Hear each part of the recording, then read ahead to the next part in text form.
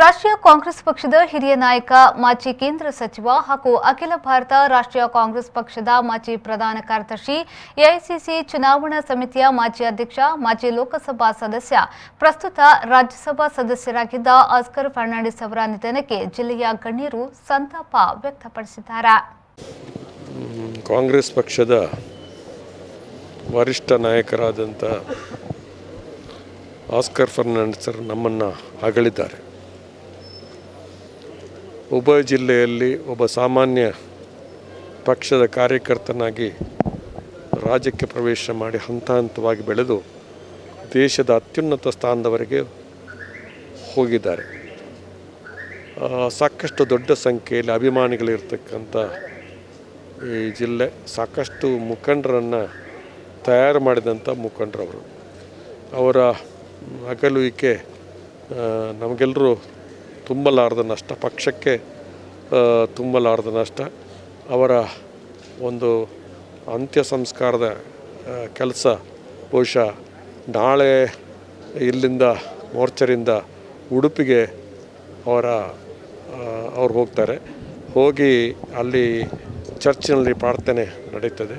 ಪ್ರಾರ್ಥನೆ ನಡೆದ ಮೇಲೆ ಅವರು ಅಲ್ಲಿ 10:30 ಗಂಟೆಗೆ ಕಾಂಗ್ರೆಸ್ ಆಫೀಸಿಗೆ ಬರ್ತಾರೆ. ಕಾಂಗ್ರೆಸ್ 11:30-12 ಗಂಟೆವರೆಗೆ ಅಲ್ಲಿ ಇರ್ತಾರೆ. ಅಲ್ಲಿಂದ 2:30 ಗಂಟೆಗೆ ಅಲ್ಲಿಂದ ಹೊರಟು 3:30 ಗಂಟೆಗೆ ಮಂಗಳೂರು ತಲುಪ್ತಾರೆ. 3:30 ಗಂಟೆಗೆ ನಮ್ಮ ಕಾಂಗ್ರೆಸ್ ಕಚೇರಿಯಲ್ಲಿ ಅವರ ಅಂತಿಮ ದರ್ಶನಕ್ಕಾಗಿ ಅವರು ಇರ್ತಾರೆ. ಅಂತಿಮ ದರ್ಶನ ಅದು 3:30 ಗಂಟೆಯಿಂದ 5:30 ಗಂಟೆವರೆಗೆ ಇರ್ತದೆ. ಅಂತಿಮ ದರ್ಶನ ಆದ ನಂತರ ಅವರು ಮತ್ತೆ ಮೋರ್ಚರಿಗೆ ಬರ್ತಾರೆ.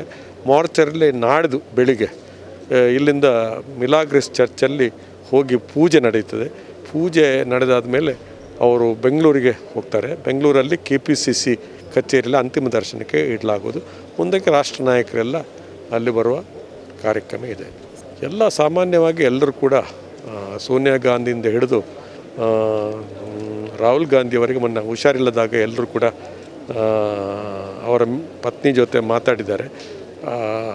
ಹುಷಾರಿಲ್ಲದದ್ದು ಅವರು ಸ್ಪೀಡಿ ರಿಕವರಿ ಆಗಬೇಕು ಅಂತ ಹೇಳಿದ್ದಾರೆ. ಆದರೆ ಇವತ್ತು ನಮ್ಮನ್ನು ಬಿಟ್ಟು ಅವರು ಅಗಲಿದ್ದಾರೆ. ಮುಂದಕ್ಕೆ ಆ ಕಾರ್ಯಕ್ರಮ ಹೇಗೆ ಅಂತೇಳಿ ಮುಂದಕ್ಕೆ ಗೊತ್ತಾಗ್ತದೆ. ಸನ್ಮಾನ್ಯ ಶ್ರೀ ಆಸ್ಕರ್ ಫರ್ನಾಂಡಿಸ್ ಅವರ ನಿಧನದ ಸುದ್ದಿ ಕೇಳಿದ ತಕ್ಷಣ ಒಂದು ರೀತಿಯ ಆಘಾತವಾಯಿತು.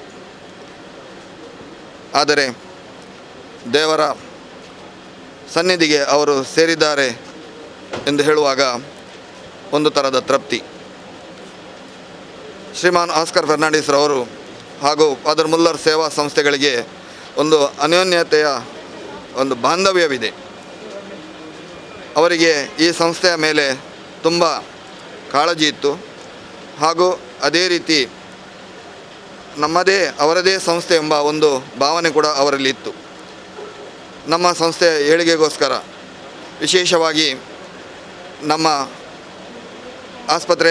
ಸಂಸ್ಥೆಯಲ್ಲಿ ಸ್ನಾತಕೋತ್ತರ ವಿಭಾಗವನ್ನು ಪ್ರಾರಂಭಿಸುವಾಗ, ವೈದ್ಯಕೀಯ ಸ್ನಾತಕೋತ್ತರ ವಿಭಾಗವನ್ನು ಪ್ರಾರಂಭಿಸುವಾಗ ಅವರು ತಮ್ಮ ಸಹಾಯ ಹಸ್ತವನ್ನು ನೀಡಿದ್ದರು.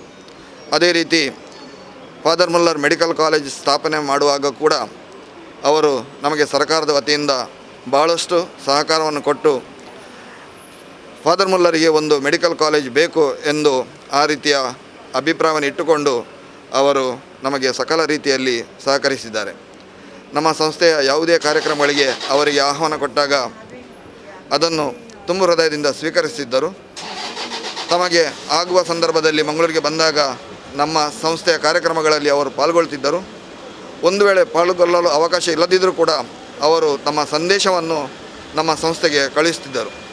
ಅದೇ ರೀತಿ ಯಾವಾಗ ಮಂಗಳೂರಿಗೆ ಬರೋ ಒಂದು ಅವಕಾಶ ಸಿಗ್ತದೆ ಆ ಸಂದರ್ಭದಲ್ಲಿ ಖಾಸಗಿಯಾಗಿ ಸಂಸ್ಥೆಯ ನಿರ್ದೇಶಕರಿಗೆ ಹಾಗೂ ಆಡಳಿತ ಅಧಿಕಾರಿಗಳಿಗೆ ಅವರು ಭೇಟಿ ಮಾಡುವಂಥ ಒಂದು ಅವರಲ್ಲಿ ಒಳ್ಳೆಯ ಹವ್ಯಾಸವಿತ್ತು. ಬಂದು ಕುಳಿತುಕೊಂಡು ವಿಚಾರ ವಿನಿಮಯವನ್ನು ಮಾಡಿ ಹೇಗೆ ಸಂಸ್ಥೆ ನಡೀತದೆ, ಅಭಿವೃದ್ಧಿಯ ಕೆಲಸಗಳು ಆಗ್ತಾ ಇವೆ, ನನ್ನ ಸಹಕಾರ ಯಾವಾಗಲೂ ಇದೆ ಎಂದು ಅವರು ಹೇಳ್ತಿದ್ದರು. ಹೀಗಾಗಿ ನಾವು ಇವತ್ತು ಅವರು ನಿಧನದ ಸಂದರ್ಭದಲ್ಲಿ ತುಂಬ ನಾವು ಸಂತಾಪವನ್ನು ಪಡುತ್ತೇವೆ. ಹಾಗೆ ನಮ್ಮ ಫಾದರ್ ಮುಲ್ಲರ್ ಸೇವಾ ಸಂಸ್ಥೆಯ ಪರವಾಗಿ ನಾನು ಅವರಿಗೆ ನಮ್ಮ ಸಂತಾಪವನ್ನು ಸೂಚಿಸ್ತೇನೆ.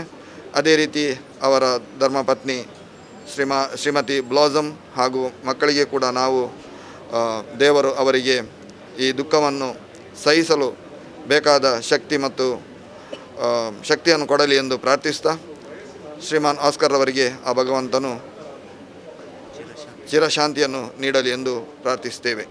ಇದು ಫಾದರ್ ಮುಲ್ಲರ್ ಸೇವಾ ಸಂಸ್ಥೆಯ ವತಿಯಿಂದ ನಿರ್ದೇಶಕರಾದ ನಾನು ಫಾದರ್ ರಿಚರ್ಡ್ ಹೇಳುವ ಸಂದೇಶ. ಇವತ್ತು ಫಾದರ್ ಮುಲ್ಲರ್ಸಿನ ಮೋರ್ಚರಲ್ಲಿ ಇಡಲಾಗಿದೆ. ನಾಳೆ ಬೆಳಿಗ್ಗೆ 9:30 ಗಂಟೆಗೆ ಉಡುಪಿಗೆ ಪಾರ್ಥಿವ ಶರೀರವನ್ನು ತಂದು ಅಲ್ಲಿ ಚರ್ಚಿಗೆ ಭೇಟಿಯನ್ನು ಕೊಟ್ಟು ಅಲ್ಲಿ ಪ್ರಾರ್ಥನೆ ಸಲ್ಲಿಕೆ ಮಾಡುವಂಥ ಕಾರ್ಯಕ್ರಮ ಆಗ್ತದೆ. ಅಲ್ಲಿಂದ 10:30 ಗಂಟೆಗೆ ಕಾಂಗ್ರೆಸ್ ಕಚೇರಿಯಲ್ಲಿ, ಉಡುಪಿಯ ಕಾಂಗ್ರೆಸ್ ಕಚೇರಿಯಲ್ಲಿ ಪಾರ್ಥಿವ ಶರೀರವನ್ನು ಇಟ್ಟು ಅಂತಿಮ ದರ್ಶನಕ್ಕೋಸ್ಕರ ಅವಕಾಶ ಮಾಡಿಕೊಡಲಾಗಿದೆ. 2:30 ಗಂಟೆವರೆಗೆ, 10:30 ಗಂಟೆಯಿಂದ 2:30 ಗಂಟೆವರೆಗೆ ಉಡುಪಿಯಲ್ಲಿ, ನಂತರ 2:30 ಗಂಟೆಗೆ ಅಲ್ಲಿಂದ ಹೊರಟು ಇವತ್ತು ಮಂಗಳೂರಿಗೆ ಕಾಂಗ್ರೆಸ್ ಕಚೇರಿಗೆ 3:30 ಗಂಟೆಗೆ ಇಲ್ಲಿ ಪಾರ್ಥಿವ ಶರೀರವನ್ನು ತಂದು ಅಂತಿಮ ದರ್ಶನಕ್ಕೋಸ್ಕರ ಅವಕಾಶ ಮಾಡಿಕೊಡಲಾಗಿದೆ. 5:30 ಗಂಟೆವರೆಗೆ ಅವಕಾಶ ಮಾಡಿಕೊಡಲಾಗಿದೆ. ನಂತರ ಇಲ್ಲಿ ಮೋರ್ಚರಲ್ಲಿ ಇಡ್ತಾರೆ. ನಾಡ್ದು ಬೆಳಿಗ್ಗೆ 10:30 ಗಂಟೆಗೆ ಚರ್ಚಿನಲ್ಲಿ, ಇವತ್ತು ಮಿಲಾಗ್ರಿಸ್ ಚರ್ಚಿನಲ್ಲಿ ಅವರ ಪೂಜಾ ಕಾರ್ಯಕ್ರಮ ನಡೀತದೆ. ಅಲ್ಲಿ ಅದಾದ ನಂತರ ಬೆಂಗಳೂರಿಗೆ ಇವತ್ತು ಪಾರ್ಥಿವ ಶರೀರವನ್ನು ಕೊಂಡೋಗ್ತಾರೆ. ಅಲ್ಲಿ ಕಾಂಗ್ರೆಸ್ ಆಫೀಸಲ್ಲಿ ಅಂತಿಮ ದರ್ಶನ ಮಾಡಲಿಕ್ಕೆ ಅವಕಾಶ ಮಾಡಿಕೊಟ್ಟಿದ್ದಾರೆ. ಅದೇ ರೀತಿಯಲ್ಲಿ ಇವತ್ತು ನಂತರ ಅಲ್ಲೇ ಬೆಂಗಳೂರಲ್ಲಿ ಸೈಂಟ್ ಪ್ಯಾಟ್ರಿಕ್ ಇದರಲ್ಲಿ ಚರ್ಚ್ನಲ್ಲಿ ಅಲ್ಲೇ ಬರಿಯಲ್ ಮಾಡುವಂಥ ಕೆಲಸ ಕಾರ್ಯ ಆಗ್ತದೆ. ಆಸ್ಕರ್ ಫೆರ್ನಾಂಡಿಸ್ರವರು ಇವತ್ತು ನಿಧನರಾದ ವಿಷಯ ಎಲ್ಲರನ್ನೂ ದಿಗ್ಭ್ರಮೆಯನ್ನಾಗಿ ಮಾಡಿದೆ. 1.5 ತಿಂಗಳಿಂದ ಏನಪ್ಪಯ್ಯ ಹಾಸ್ಪಿಟಲಲ್ಲಿ ವೈದ್ಯರುಗಳು ಎಲ್ಲ ಅವರನ್ನು ಉಳಿಸುವಂಥ ಪ್ರಯತ್ನವನ್ನು ಮಾಡಿದರು. ಆದರೆ ವಿಧಿಯಲ್ಲಿ ಇವತ್ತು ಮಧ್ಯಾಹ್ನ 2 ಗಂಟೆಯಷ್ಟೊತ್ತಿಗೆ ಅವರು ಅಸುನೀಗಿದ್ದಾರೆ. ಈಗಾಗಲೇ ನಾವಿಲ್ಲಿ ಫಾದರ್ ಮುಲ್ಲರ್ನ ಮಾನಿಟೋರಿಯಲ್ಲಿ ಇದ್ದೇವೆ. ನಾವು ಅವರ ಬಾಡಿ ಇಲ್ಲಿಗೆ ತಗೊಂಡ್ಬಂದಿದ್ದಾರೆ. ಈಗ ಮಾನಿಟರ್ನಲ್ಲಿಟ್ಟು ನಾಳೆ ಬೆಳಗ್ಗೆ 9 ಗಂಟೆಗೆ ಬಾಡಿಯನ್ನು ಉಡುಪಿಗೆ ಕೊಂಡೋಗಿ ಉಡುಪಿ ಚರ್ಚಿನಲ್ಲಿ 9:30ಯಿಂದ 10:30 ಗಂಟೆವರೆಗೆ ಪೂಜೆ, ತದನಂತರ 10:30ಯಿಂದ 1:30 ಗಂಟೆವರೆಗೆ ಉಡುಪಿ ಕಾಂಗ್ರೆಸ್ ಆಫೀಸ್ನಲ್ಲಿ ಅಂತಿಮ ದರ್ಶನ ಜನರದ್ದು. ತದನಂತರ ಮಂಗಳೂರಿಗೆ ಬಂದು ಮಂಗಳೂರು ಕಾಂಗ್ರೆಸ್ ಆಫೀಸಿನ ಕಚೇರಿಯ ಎದುರುಗಡೆ 3:30 ಗಂಟೆಯಿಂದ 5:30 ಗಂಟೆವರೆಗೆ ಅಂತಿಮ ದರ್ಶನ ಈ ಭಾಗದ ಜನರಿಗೆ ಅವಕಾಶ ಇದೆ. ತದನಂತರ ಪುನಃ ಮಾರ್ಚರಿಗೆ ಬಂದು ಬುಧವಾರ ದಿವಸ ಬೆಳಗ್ಗೆ 10:30 ಗಂಟೆಗೆ ಮಿಲಾಗ್ರಿಸ್ ಚರ್ಚ್ನಲ್ಲಿ ಪೂಜೆ ಇದೆ. ಅದನ್ನು ನಿರ್ವಹಿಸಿ ನಂತರ ಬಾಡಿಯನ್ನು ಬೆಂಗಳೂರಿಗೆ ರವಾನಿಸಲಿದ್ದಾರೆ. ಅಲ್ಲಿ KPCCಯ ಕಚೇರಿಯಲ್ಲಿ ಬುಧವಾರ ದಿವಸ ಅಂತಿಮ ದರ್ಶನ ಪಡೆಯಲಿಕ್ಕೆ ಎಲ್ಲರಿಗೂ ಅವಕಾಶ ಇದೆ.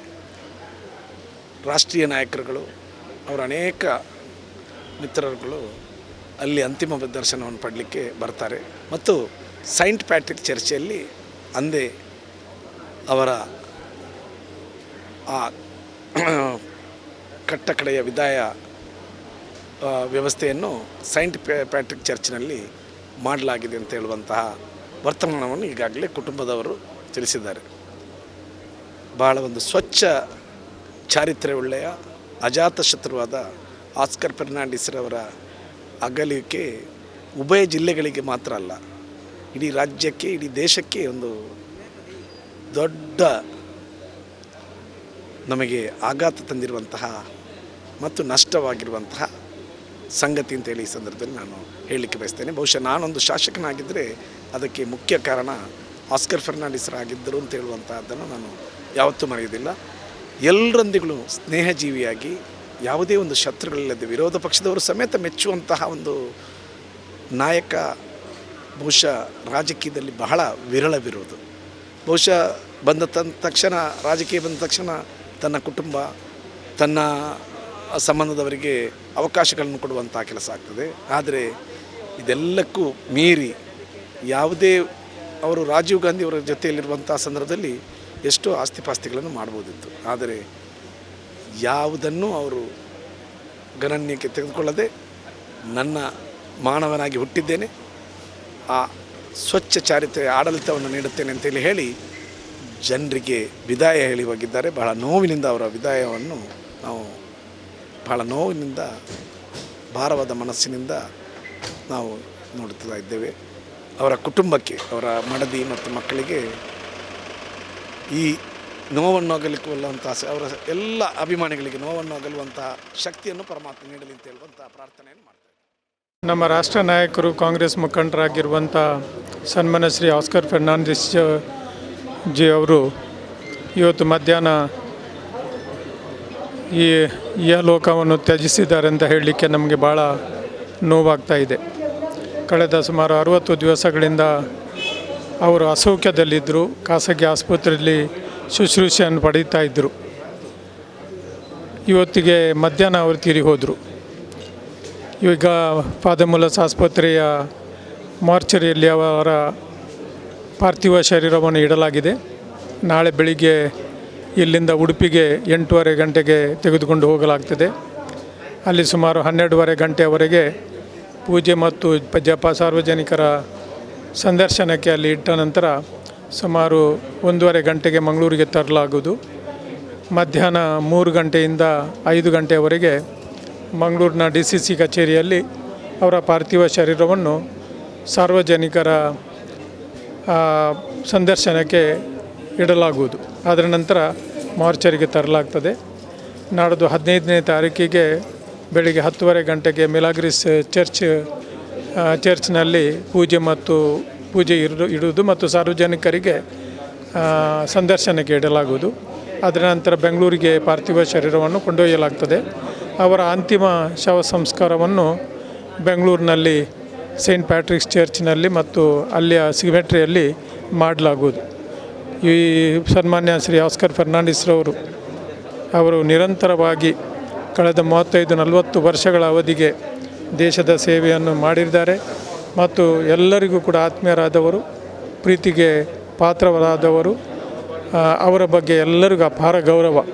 ಅವರ ಅಗಲುವಿಕೆಯಿಂದ ನಮಗೆಲ್ಲರಿಗೂ ಕೂಡ ಅತಿ ಹೆಚ್ಚಿನ ನೋವು ಆಗಿದೆ ಮತ್ತು ಯಾರೂ ಕೂಡ ಶತ್ರುಗಳು ಅವರಿಗೆ ಇರಲಿಲ್ಲ ಅಂತ ಹೇಳಿದರೆ ತಪ್ಪಾಗಲಾರದು. ಅಂಥ ವ್ಯಕ್ತಿಗೆ ಭಗವಂತನವರ ಆತ್ಮಕ್ಕೆ ಶಾಂತಿಯನ್ನು ಕೊಡಲಿ ಅಂತ ಹಾರೈಸ್ತೀವಿ.